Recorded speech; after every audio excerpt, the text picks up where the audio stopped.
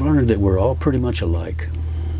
That no matter where you live or what you look like, what color you are, what country you're from, we're all pretty much the same. And what makes me and you laugh or cry. Everybody knows Willie Nelson.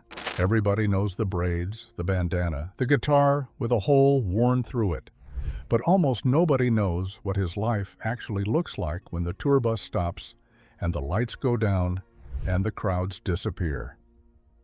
Almost nobody knows about the 700 acres of Texas hill country where rescue horses graze outside a fake western town and a woman 20 years younger than him runs everything that matters. What happens behind those gates is a love story, a survival story, and a story about what a man loses when someone finally forces him to stop destroying himself. The place that almost disappeared forever. Before we talk about what Willie Nelson built, we need to talk about the morning it was all taken from him. On November 9, 1990, federal agents showed up at properties Willie Nelson owned across 6 different states. They padlocked doors, they seized gold records off walls, they froze every bank account he had. They took everything.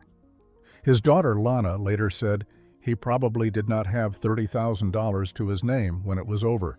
The IRS said Willie owed $16.7 million. $10 million of that was interest and penalties. His accountants at Price Waterhouse had invested his earnings into tax shelters that the government later declared illegal. Willie did not set up those shelters. He trusted the people he hired to handle his money, and those people failed him in a way that nearly erased his entire life. Now, here is the part that most people do not know. The ranch that Willie lives on today, the one near Spicewood, Texas, was among the properties seized. The recording studio where he had made some of the most important albums in country music history was padlocked. The golf course he had purchased for $250,000 in 1979 was gone. Everything was scheduled to be auctioned off to the highest bidder. But something happened at that auction that still gives us chills when we think about it. When the government put Willie Nelson's life up for sale in January of 1991, the people of Texas refused to bid against him. They just would not do it. A farming advocacy group bought one property at the absolute minimum price of $203,000 and handed it right back to Willie. His close friend Darrell Royal, the legendary University of Texas football coach, quietly arranged for an oil man named Jim Bob Moffitt to buy back the Pedernales Country Club for $117,000, all with the intention of giving it back. Willie's nephew, Freddie Fletcher, purchased the recording studio separately. He still runs it to this day. And Willie himself recorded a stripped-down album called The IRS Tapes. Who'll Buy My Memories? Just his voice and his guitar, nothing else. He sent $3 from every $6 sale directly to the government. That album alone generated $3.6 million. By February of 1993, he settled the entire debt for approximately $9 million. He sued Price Waterhouse to recover additional losses, and piece by piece, dollar by dollar, he bought his life back. Think about that for a moment. A man in his late 50s lost everything. Not because of illegal substances, not because of bad decisions, because the people he trusted with his money broke the law. And instead of disappearing, instead of giving up, he sat down with a guitar and sang his way out of a $16 million hole. But the thing that saved him most was not the music. It was not the loyal fans or the generous friends. It was a woman he had met 4 years before the IRS showed up, and she was about to change everything about how Willie Nelson lived his life. The makeup artist who would not cut his braids. In 1986, Willie Nelson was on the set of a TV movie called Stagecoach. It was a Western featuring all 4 highwaymen, meaning Willie, Johnny Cash, Chris Christopherson, and Waylon Jennings. Willie was playing Doc Holliday, and the woman doing his makeup was a Hollywood artist named Anne Marie D'Angelo. Their first real conversation was about his hair. Someone on production wanted Willie to cut his signature braids for the role. Annie thought that was a terrible idea. Willie agreed. And right there, over something as simple as a pair of braids, a connection started that would outlast every other relationship in Willie Nelson's long and complicated romantic history. But Annie was not an easy person to win over. She was smart and independent, and she did not care even a little bit that Willie Nelson was famous. In his 2020 memoir, Willie wrote about her with unusual honesty. He said his love for Annie was all-consuming, but that winning her over was not easy. She needed to be certain that his marriage was truly over. She did not want to be the other woman. She wanted to be the only woman. And this is where the story gets uncomfortable. By 1986, Willie Nelson had already burned through 3 marriages, and he had burned through them in ways that would make most people never want to trust him again. His first wife, Martha Matthews, once sewed him into a bedsheet while he was sleeping and beat him with a broomstick. That marriage was violent on both sides, and it ended badly. His second wife, the singer Shirley Collie, discovered his infidelity in the most devastating way possible. She found a hospital bill for the birth of a child. The bill was addressed to Mr. and Mrs. Connie Nelson. Connie was the woman Willie had been seeing behind Shirley's back, and Connie eventually became wife number 3. That marriage lasted 16 years before Willie's wandering ended it too. Willie has never tried to hide any of this. He has said openly that his wandering ways were too much for any woman and that he regrets the pain he caused. But he has also said something else. He has said there is no such thing as a former wife. So when Annie D'Angelo looked at this man and his track record and decided to take a chance, she was not naive. She knew exactly who she was getting involved with. She just believed, for reasons only she fully understands, that this time would be different. Their first son, Lucas, was born on Christmas Day, 1988. Their second son, Micah, arrived on May 24, 1990. They married on September 16, 1991, in a small ceremony in Nashville. Just weeks later, Willie's son, Billy, from his first marriage, died by self-harm on Christmas Day. It was the worst kind of beginning. Joy and grief tangled together in a way that would have broken most couples apart before they even had a chance. But Annie and Willie did not break. And over the next 3 decades, she would transform not just his personal life, but the very way he existed in the world. The question is whether the price of that transformation was something Willie was always willing to pay, or something he simply had no choice about anymore. What 700 acres of freedom actually looks like. Once you understand the IRS story, and you understand Annie, you can finally understand the place itself. Willie Nelson's ranch sits on approximately 700 acres of Texas Hill country outside Spicewood. The main house is a 13,691 square foot cypress log cabin built in 1983. It has high-beamed ceilings, a limestone fireplace, and large windows that look out over pastures that seem to roll on forever. The estimated value is somewhere between $3.9 and $5 million. For a man who has sold over 40 million records and is considered one of the greatest songwriters in American history, that number is almost shockingly modest. But the house is not the point. The house is where Willie sleeps. The ranch is where Willie lives. The centerpiece of the property is a full-scale, Old West frontier town. It has a main street lined with wooden facades. There is a salon with a small stage and a dance floor. There is a white steepled chapel that seats 49 people. There is a general store, a jail that has been renamed Willie's Joint, a hotel, a whiskey barrel house, and a building called the World Headquarters, where Willie plays poker and dominoes with his friends late into the night. This town exists because of something that happened in 1985. Willie and screenwriter Bill Whitliff were filming Red-Headed Stranger, the movie based on Willie's iconic 1975 concept album. The crew built this western town from scratch on the ranch as a set. In the original script, the the town was supposed to burn down during the climax.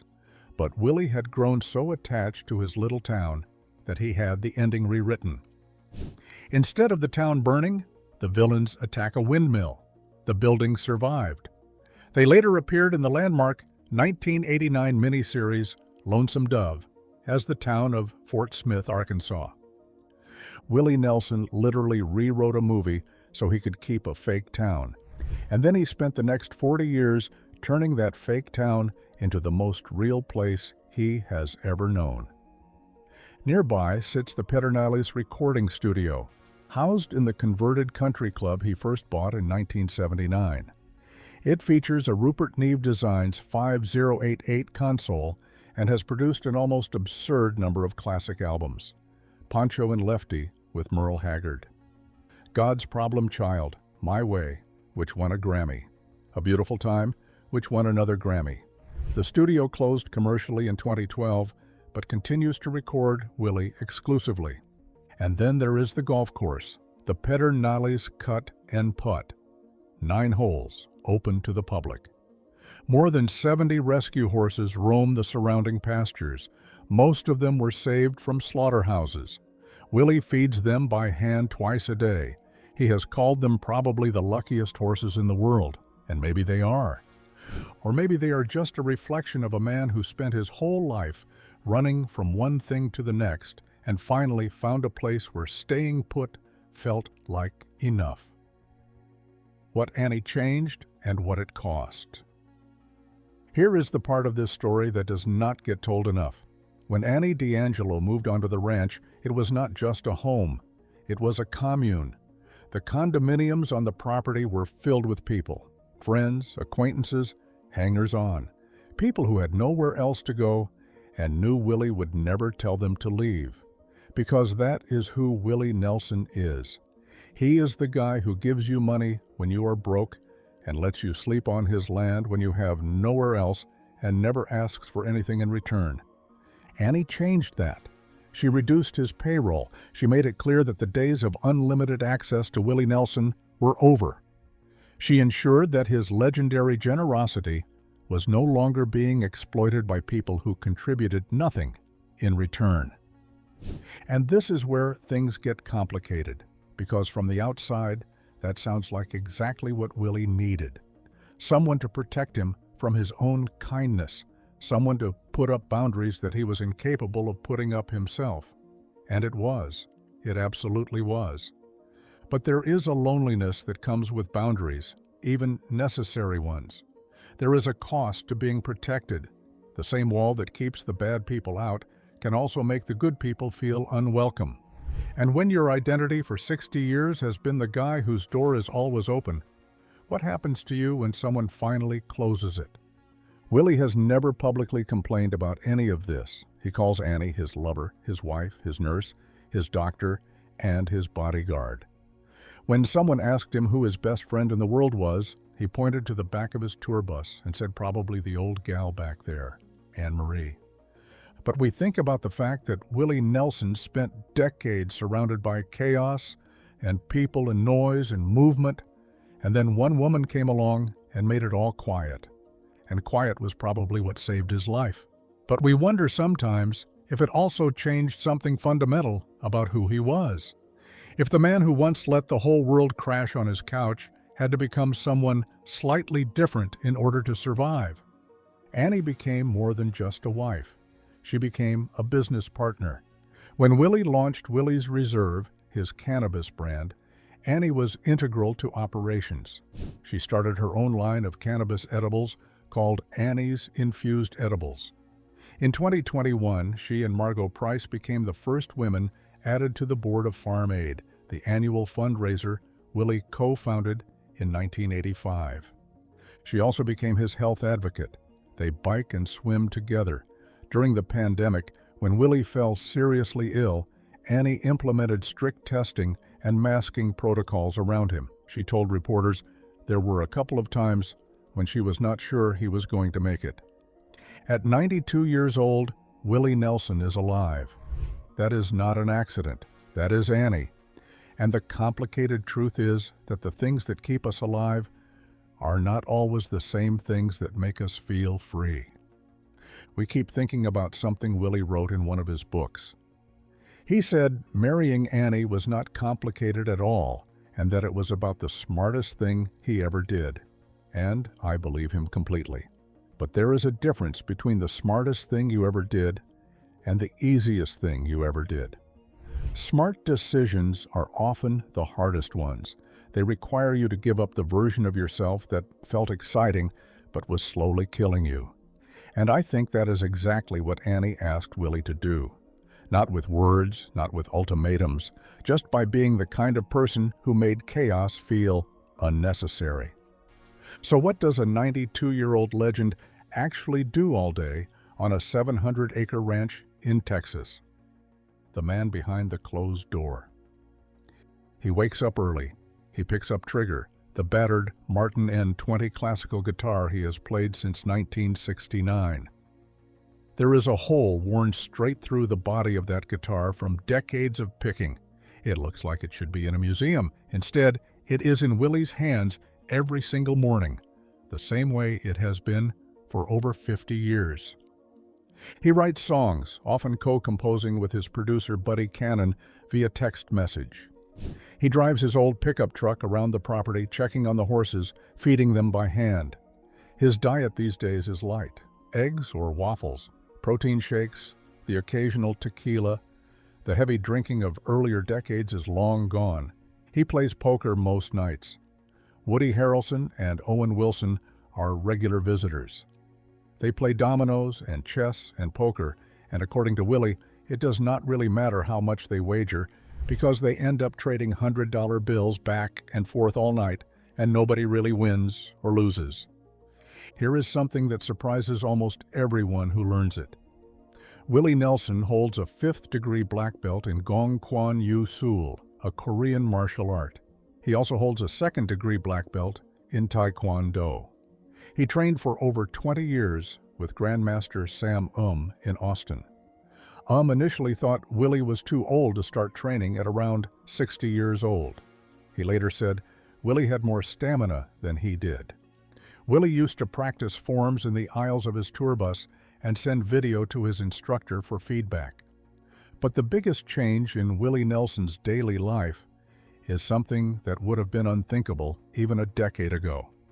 He has stopped smoking entirely. His lungs, after decades of cigarettes and joints and multiple bouts of emphysema and pneumonia, finally demanded surrender.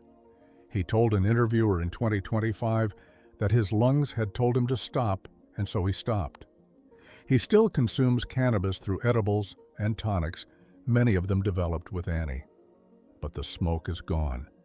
The man who once famously smoked marijuana on the roof of the White House during the Carter administration no longer lights up at all. And yet, his creative output in his 90s has been staggering. 6 studio albums between 2022 and 2025. His 78th solo studio album and 155th overall. He continues to headline the Outlaw Music Festival Tour. He performed at the 40th anniversary of Farm Aid in September 2025. There is something almost unsettling about a man this old producing this much. Not because he should stop, but because it raises a question nobody wants to ask out loud. Is he still creating because he wants to, or because he does not know what would happen if he stopped? Willie Nelson has been performing since he was a teenager. He has been on the road for over 60 years. Music is not something he does. It is something he is. Take that away, and what is left? A 92-year-old man on a ranch with rescue horses and a wife who loves him and 2 sons who adore him. That should be enough. For most people, that would be more than enough. But Willie Nelson is not most people. And I think the reason he keeps recording and keeps touring and keeps writing songs via text message with his producer is not because he loves music, although he does, but because he is terrified of the silence that would follow if he stopped. And maybe Annie knows this. Maybe she has always known it. Maybe that is why she does not ask him to retire. Maybe she understands that the guitar is not just his instrument, it is his oxygen. and asking him to put it down would be the same as asking him to stop breathing. A town that became a movement. Every March, during South by Southwest week, something extraordinary happens on Willie Nelson's ranch. Approximately 3,500 people drive down dusty roads to the fake western town and attend what has become one of the most sought-after music experiences in America. It is called the Luck Reunion. It started in 2012, launched by Matt Bizer and Willie's grandniece, Ellie Fletcher Derniak. Tickets sell out in minutes through a lucky draw system. The lineup is famously released the morning of the event. Nobody knows exactly who is playing until they show up. Texas Monthly has called it the anti-festival antidote to South by Southwest. Performances happen across multiple stages spread throughout the western town: the saloon, the chapel, the world headquarters, the barn stage. Artists like Tyler Childers, Arcade Fire, Lucinda Williams, Gary Clark Jr., Margot Price, and Steve Earle have all played here. At the 2024 edition, Willie duetted Rainbow Connection with Kermit the Frog. At the 2025 edition, the nearly 92-year-old closed the show flanked by his sons Lucas and Micah. The festival has raised more than $1 million for organizations including the Central Texas Food Bank, Farm Aid, and the Last Prisoner Project. Beyond the reunion, the ranch hosts Potluck, an annual benefit dinner, the night before the festival featuring chefs like Rick Bayless and Gabrielle Hamilton.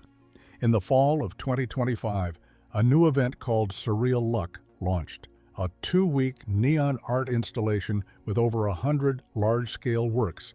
And of course, there is Willie's 4th of July picnic, running since 1973, considered by many to be the birthplace of the outlaw country movement's public identity. All of this happens in Willie Nelson's backyard, on a movie set he refused to let burn down 40 years ago, in a town named Luck that was seized by the IRS and bought back dollar by dollar with songs. There is also the Maui property, a 6,000 square foot, 6-bedroom home near Paia on Maui's North Shore, purchased in 1983 and now worth approximately $4.3 million. Willie and Annie raised Lucas and Micah there. The boys went to school on the island. It was on Maui that Annie began fueling her Volkswagen with restaurant grease refined by a local biodiesel company, which eventually inspired Willie to launch his own biodiesel brand. But Luck Ranch is always the home base, the place everything returns to, the place where the 3 rules are posted on the wall. And then there are the boys, the sons who grew up in a town that was not real. Lucas Nelson was born on Christmas Day, 1988. He grew up between Maui and the Luck Ranch, surrounded by music and horses, and a father who was gone on tour more often than he was home. In 2008, Lucas formed a band called Lucas Nelson and Promise of the Real. That band became Neil Young's backing group from 2014 to 2019. In 2016, actor Bradley Cooper approached Lucas at a festival and recruited him to help with a movie. Lucas ended up co-writing 8 songs and co-producing the soundtrack for the 2018 remake of A Star is Born, winning a BAFTA award and a Grammy. When Promise of the Real went on indefinite hiatus in 2024, Lucas released his debut solo album, American Romance, in 2025, produced by Shooter Jennings, Waylon's son. The poetic symmetry of that collaboration, the children of 2 outlaw legends making music together, is almost too perfect. Micah Nelson, born in 1990, took a different path entirely. He performs under the name Particle Kid and is a genuine polymath. Singer, songwriter, visual artist, animator, filmmaker, and hemp activist. He has released 6 albums. His song Cruel World appeared in the video game Red Dead Redemption 2. In 2023, Neil Young chose Micah to join Crazy Horse, replacing Nils Lofgren on guitar for the 2024 Love Earth Tour. He produced his father's 2024 album Last Leaf on the Tree and created the cover art for First Rose of Spring. Both sons play alongside their father regularly. During the 2020 lockdown, the three Nelsons gathered every night in the ranch's living room with guitars, playing Willie's songs and favorites by Hank Williams and Roger Miller. Lucas later said it kept them sane, sort of, and that his dad was bored. But here is the thing that sits with us about these two boys. They grew up in a town that was built as a movie set. Their playground was a fake saloon and a fake jail, and a fake general store on a ranch that was seized by the government before they were old enough to understand what that meant. Their father is one of the most famous people alive, a man who has been married 4 times and has 7 children with different women across different decades. Their mother is the person who held it all together, who built the walls that kept the chaos out, who made the trains run on time. And both of them chose music. Both of them picked up guitars and walked onto stages knowing that every single person in the audience would be measuring them against their father. That takes a kind of courage that has nothing to do with talent and everything to do with identity. It means looking at the most complicated man you have ever known and saying, "I want to be like you anyway." Or maybe it means something else entirely. Maybe it means they are still trying to understand him, and the guitar is the only language he ever fully spoke. We think about Lucas being born on Christmas Day, and then years later losing his half-brother Billy on that same day. Christmas in the Nelson house must carry a weight that most of us cannot imagine. The day you were given life is the same day someone you were connected to lost theirs. That kind of thing does not go away. It just becomes part of the texture of your family. A sadness woven so deep into the fabric that nobody talks about it anymore, but everybody feels it every single December 25th. And think about Micah, the younger son, the one who makes experimental art and joins legendary rock bands and produces his father's albums. He was 5 months old when the IRS seized the ranch. He has no memory of that day, but he grew up in the aftermath of it. He grew up in a home that had been taken away and given back, in a town that was built for a movie and then became real, raised by a father who belongs to the whole world and a mother who decided the whole world could not have all of him. These boys did not choose any of this. Nobody chooses their parents. Nobody chooses to grow up famous. Nobody chooses to carry a last name that weighs more than most people can lift. But both of them picked up guitars anyway. And every time they walk on stage, they are saying something that goes beyond music. They are saying, "I am my father's son, and I am also my own person, and I am still figuring out how both of those things can be true at the same time." Willie Nelson is 92 years old, and he still lives on a ranch he almost lost, in a town he refused to let burn, with a woman who changed him in ways he may never fully understand. Luck, Texas, is not just where he lives. It is the answer to a question most people never figure out, which is what happens when you stop running and finally let someone love you enough to save your life. Let us know in the comments what part of this story hit you the hardest. And if you have ever had someone in your life who changed everything by simply refusing to let you destroy yourself, we would love to hear about it.